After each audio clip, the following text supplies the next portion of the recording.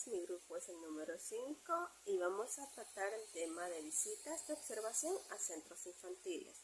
Mi grupo está conformado por Génesis Espinosa, Pamela Palma, Wendy Molina y quien les habla, Roxana Vera. Visitas al aula constituyen una forma de acompañamiento profesional basado en la observación de clases, en las que un miembro del equipo directivo técnico pedagógico o un docente presencia una clase completa o una parte de ella, para luego retroalimentar al profesor o observador. Estas visitas son una instancia de desarrollo profesional que cobra sentido al momento de entregar al sujeto de la observación un espacio de reflexión personal y guiada, y una mirada externa respecto de su labor, con el objetivo de fortalecer algún ámbito específico de sus prácticas o bien reconocer buenas prácticas que pueden ser replicadas por otros docentes. Ulloa y Gajardo, 2016. La educación es un proceso compartido que permite a niños y niñas asumir responsabilidad por el mundo que los rodea. El conocimiento obtenido en la interacción tripartita entre el niño o la niña, el objetivo de conocimientos y otro. Padre o adulto no es una reproducción de la realidad, sino una construcción, una transformación que permite interpretar y dar el entorno medio. El seguimiento de niños específicos es útil para intentar comprender su experiencia y la interacción entre sus características en proceso de formación con las posibilidades y dificultades del ambiente que les ofrecemos. Se concibe como una observación no participante, pero también se puede realizar cuando el observador participa del proceso con niños y niñas, como es el caso de la docente y los asistentes. Una de las dificultades tradicionales con la evaluación de los resultados de la experiencia en educación inicial ha residido en el que el enfoque se ha dirigido hacia resultados medibles, a la vez por razones históricos sociales. Bert Levin, 1975.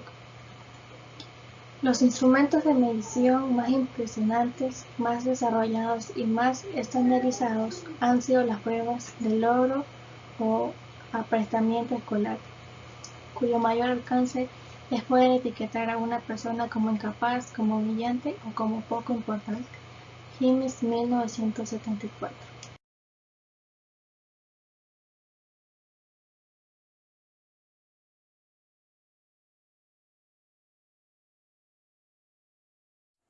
Hola, soy Roxana Vera, estudiante de Educación Inicial, segundo semestre. Voy a hablarles sobre los ejemplos de observación en el aula de educación infantil. En el aula, en aquellos pequeños momentos que se hacen grandes, donde mejor pueden percibir para aprender.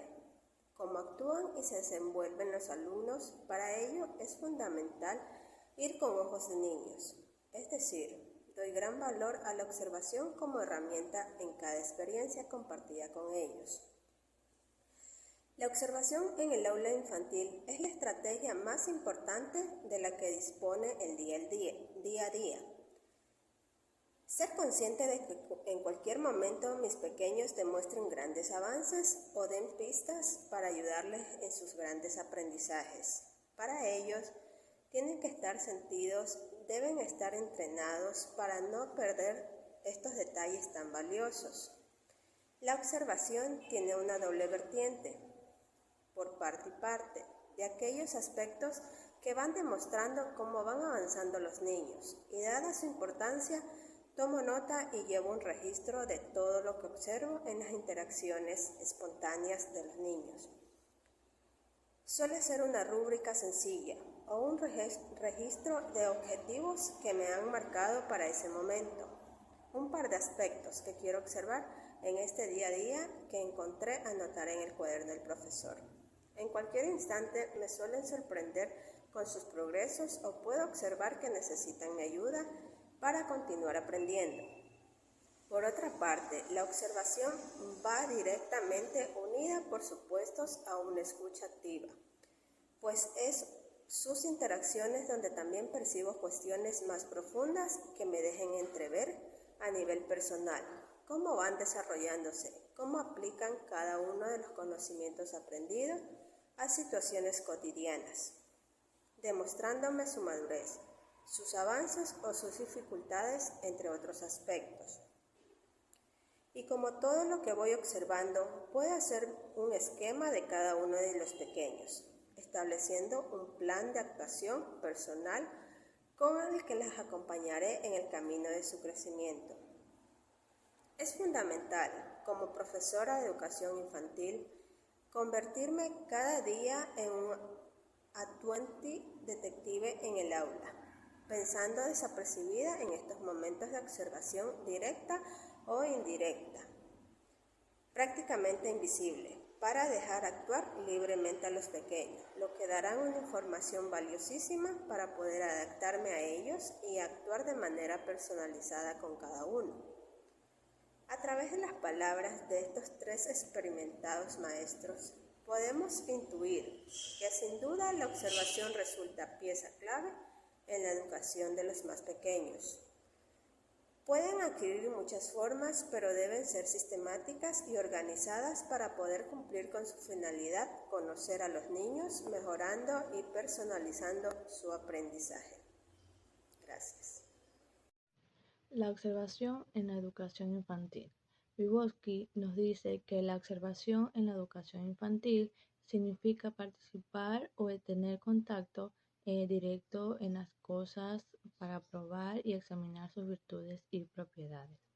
Por otro lado, según expone Fabry en 1998, la observación es un procedimiento empírico por excelencia, lo más primitivo y a la vez lo más usado, siendo un procedimiento de recolección de datos e información que consiste en utilizar los sentidos para observar los hechos y las realidades. En teoría, la observación es un método cuando tiene un propósito para conocer un proceso de enseñanza y aprendizaje. También es un proceso sistemático que aporta información en la evaluación de educación infantil que ha de ser objetiva porque podemos identificar y satisfacer las necesidades de los niños. La observación como método o metodología observacional. Los niños deben sentirse bien para expresar y así revelar necesidades y actividades de otra manera, permanecerán ocultas o reprimidas en un contexto que no se permitirá actuar espontáneamente. La educación infantil, la observación directa y la sistemática constituye la técnica principal de procesos de evaluación. Podemos definir así la observación como una técnica de recogida de información a tal efecto que va a clasificar en dos grandes bloques.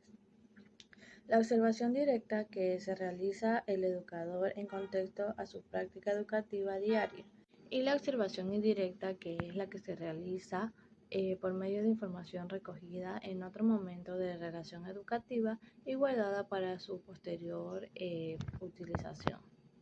Gracias. La importancia de la observación y de la experimentación del trabajo del aula. La importancia de la observación y de la experimentación en el trabajo del aula es la actividad infantil en un requisito indispensable para el desarrollo y el aprendizaje. Los niños y las niñas de estas edades van a aprender haciendo un proceso que requiere de observación, manipulación, experimentación y reflexión. Desde muy pronto se planificarán situaciones didácticas para que las acciones que el niño y la niña repiten de forma espontánea la lleven a descubrir efectos de acciones y anticipar algunas de ellas. Por ejemplo, para el descubrimiento de sí mismos se deben facilitar que utilicen todos sus sentidos, experimenten sensaciones diversas, del mismo modo el contacto personal facilitará el conocimiento de los demás. Por su parte, las experimentaciones con el objeto, materiales que van a permitir básicamente la indagación y el conocimiento de los elementos de la realidad, tanto desde una perspectiva física como lógica y matemática.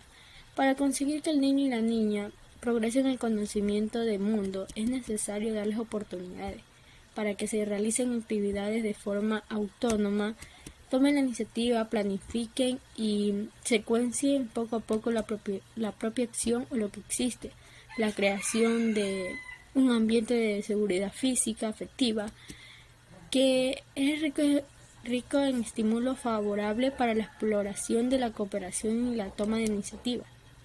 En la planificación didáctica habrá que considerarse que no todas las situaciones de aprendizaje son del mismo orden, ni poseen las mismas potencialidades educativas, por lo que nos propuestas actividades deben ser variables y se ajustan a distintos ritmos y estilo cotidiano de los niños y las niñas que integran el grupo.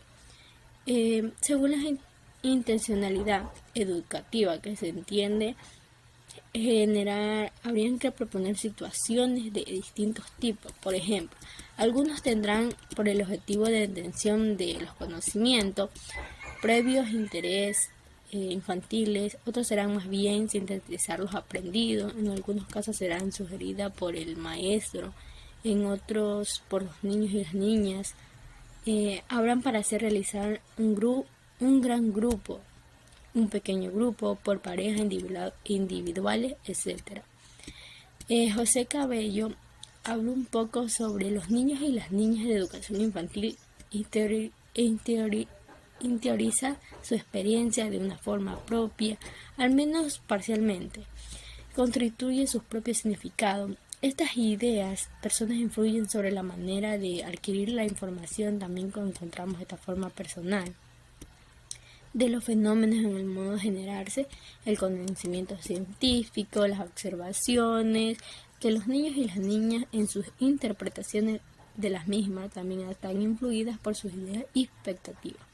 Desde estas edades necesarias experimentaciones con los objetivos materiales de su entorno en la vida cotidiana de los niños. Hay infinidades de vivencia que pueden favorecer una actitud científica hacia el conocimiento. Un día de lluvia, el crecimiento de una planta, un rayo de sol que entra por la ventana, un objetivo que flota en un recipiente con agua. Son sucesos y oportunidades en las que se pueden extraer muchos conocimientos, partiendo de estas situaciones que se dan en la vida cotidiana de los alumnos, que son fuentes de motivación en la mayoría de los casos. Nosotros como docentes debemos facilitar el acercamiento a diferentes fenómenos. Debemos elaborar actividades que proporcionen conocimientos diferentes, elegir los materiales la más adecuados para ellos, siempre teniendo en cuenta la edad de los niños y las niñas en la que se dirigen dichas actividades, organizando agrupamientos, espacios y en el tiempo para observar,